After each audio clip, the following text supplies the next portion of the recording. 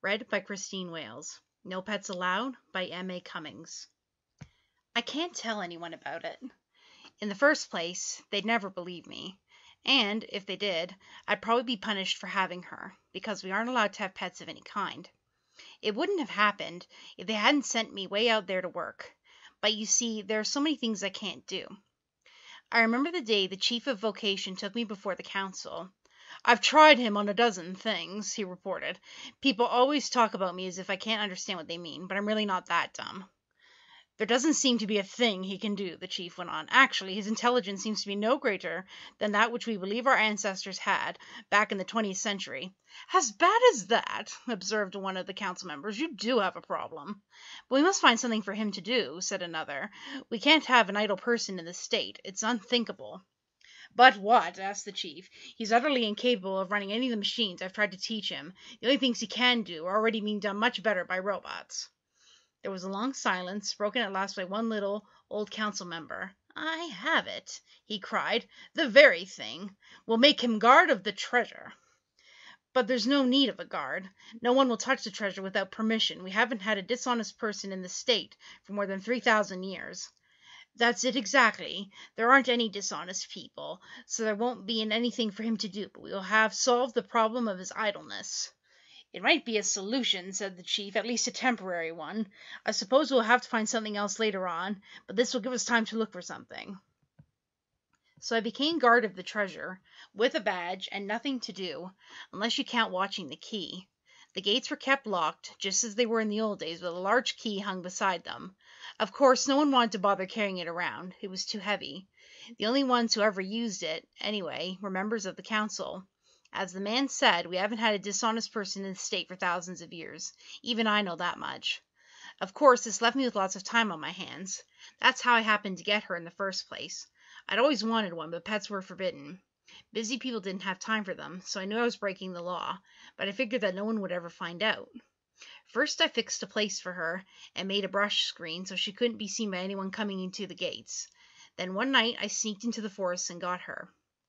It wasn't so lonely after that. Now I had something to talk to. She was small when I got her. It would be too dangerous to go near a full-grown one, but she grew rapidly. That was because I caught small animals and brought them to her. Not having to depend on what she could catch, she grew to almost twice as fast as usual, and was so sleek and pretty. Really, she was a pet to be proud of. I don't know how I could have stood the 4 months there alone if I hadn't her to talk to. I don't think she really understood me, but I pretended she did, and that helped. Every 3 or 4 weeks, 3 of the council members came to take a part of the treasure or to add to it, always 3 of them. That's why I was so surprised one day to see one man coming by himself. It was Gramour, the little old member who had recommended that I be given this job. I was happy to see him, and we talked for a while, mostly about my work and how I liked it. I almost told him about my pet, but I didn't, because he might be angry at me for breaking the law. Finally, he asked me to give him the key. "I've been sent to get something from the treasure," he explained. I was unhappy to displease him, but I said, "I can't let you have it. There must be 3 members, you know that." "Of course I know it, but something came up suddenly, so they sent me alone. Now, let me have it." I shook my head.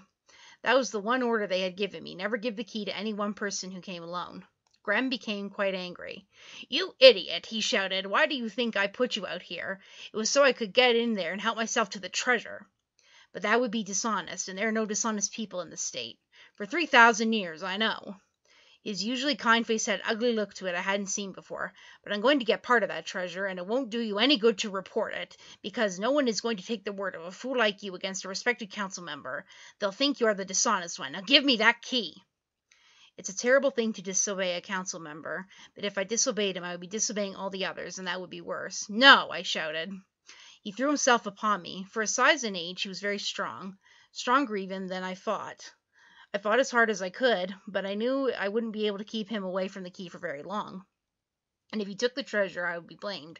The council would have to think a new punishment for dishonesty. Whatever it was, it would be terrible indeed. He drew back and rushed at me. Just as he hit me, my foot caught upon a root, and I fell. His rush carried him past me, and he crashed through the brush screen beside the path. I heard him scream twice, then there was silence. I was bruised all over, but I managed to pull myself up and take away what was left of the screen. There was no sign of Grem, but my beautiful pet was waving her pearl green feelers, as she always did in thanks for a good meal. That's why I can't tell anyone what happened. No one would believe that Grem would be dishonest, and I can't prove it because she ate the proof. Even if I did tell them, no one is going to believe that a flycatcher plant, even a big one like mine, would actually be able to eat a man. So they think that Grem disappeared, and I'm still out here with her. She's grown so much larger now, and more beautiful than ever. But I hope she hasn't developed a taste for human flesh. Lately, when she stretches out her feelers, it seems that she's trying to reach me. End of No Pets Allowed. M.A. Cummings.